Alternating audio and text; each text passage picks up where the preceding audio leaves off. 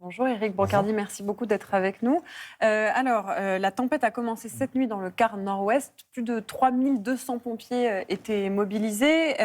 On parle d'une personne décédée ce matin. Il y a plus d'1 million de foyers qui sont privés d'électricité maintenant. Comment s'est passée la nuit pour les équipes ? La nuit a été très compliquée pour les équipes, notamment dans les salles opérationnelles, puisqu'on a vu des pics d'appels, on va dire de secours ou tout simplement d'alerte auprès des salles opérationnelles 18-112.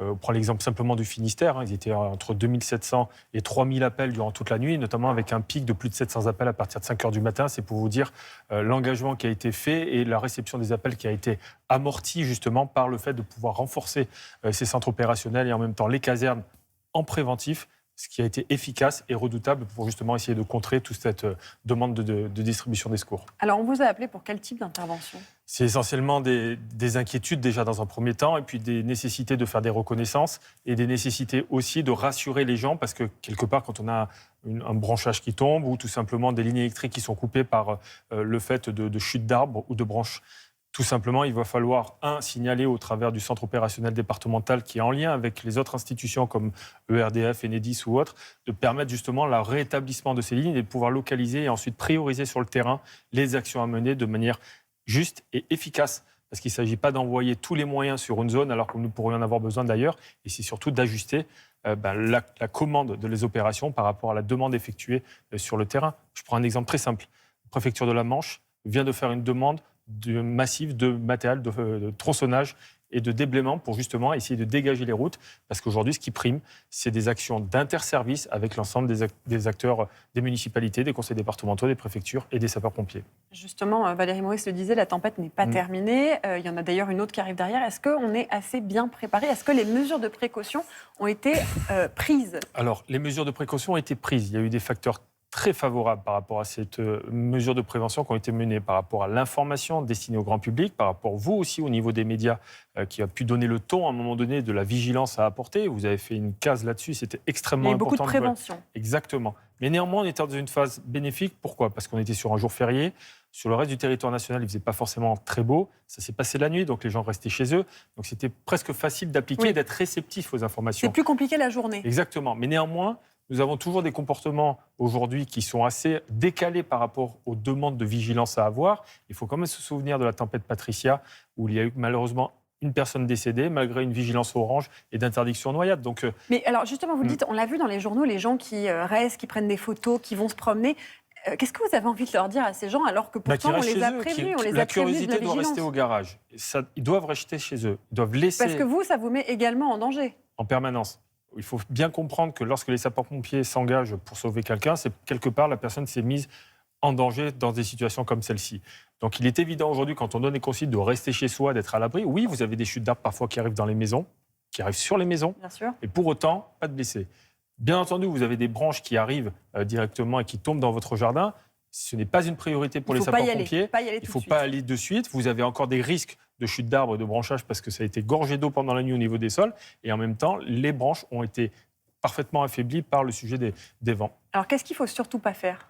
Ce qu'il ne faut surtout pas faire, c'est de jouer encore une fois les curieux, d'appeler les sapeurs-pompiers alors qu'il n'y a pas de mesure invitale, de danger imminent particulier. Donc pas d'urgence, on n'appelle pas les pompiers. Exactement. Mais de toute façon, dites-vous bien que les actions des sapeurs-pompiers, ce sont des actions de reconnaissance qui sont en cours et des actions d'intervention qui sont liées à ces reconnaissances pour ajuster les moyens. Vous savez, en France, c'est 14 minutes en moyenne entre le moment où vous appelez les secours et le moment où ils arrivent en bas de chez vous. 14 minutes. D'une manière générale. Il faut garder cet optimum, on va dire, de distribution des secours. Ça veut dire qu'il y aura toujours quelqu'un à un moment donné pour faire une reconnaissance et vous verrez une présence. Mais le COD, le centre opérationnel départemental, autour du préfet, en lien avec les maires, les sapeurs-pompiers, les institutions, sont là pour coordonner les secours et de donner une réponse en fonction des besoins.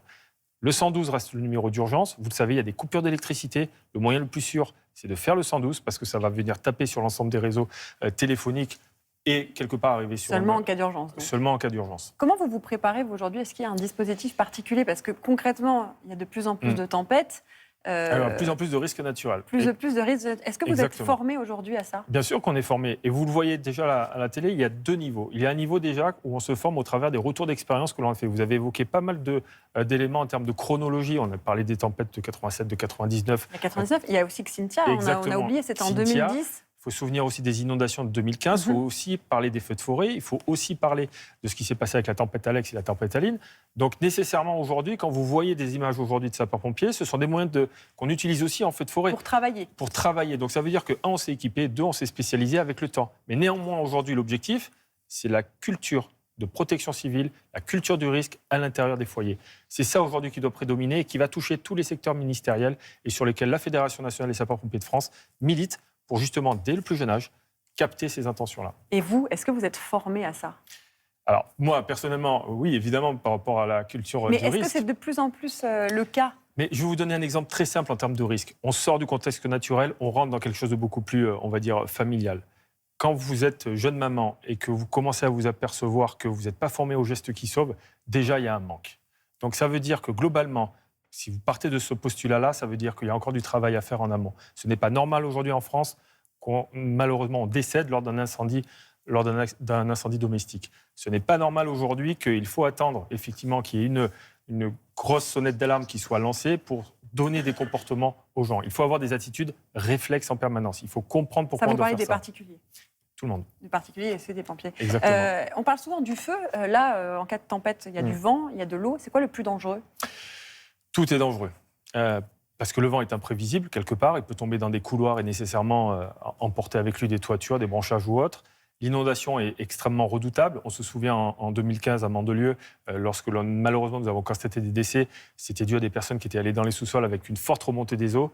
Donc nécessairement aujourd'hui, tous les risques naturels comme le feu de forêt aujourd'hui, on doit se prémunir de tout ça. Comment ? Le niveau d'équipement, l'application de l'obligation légale de débroussaillement dans le cas des feux de forêt et bien entendu de respecter les consignes dans le cas de tous les risques naturels. Alors rapidement, il y a des gens qui sont en vacances. Est-ce qu'ils vont pouvoir rentrer chez eux, prendre les transports ? Je pense qu'il vaudrait mieux attendre un petit peu que l'ensemble des vigilances retombent dans le jaune et surtout dans le vert pour pouvoir reprendre une activité normale. Ça va paraître peut-être un peu long, mais je pense qu'aujourd'hui, pour l'intégrité de nos infrastructures et des personnes et la sécurité de tous, je pense que c'est beaucoup plus sage. Merci beaucoup, Éric Brocardi, d'avoir été avec nous. Je rappelle que vous êtes porte-parole de la Fédération des sapeurs-pompiers.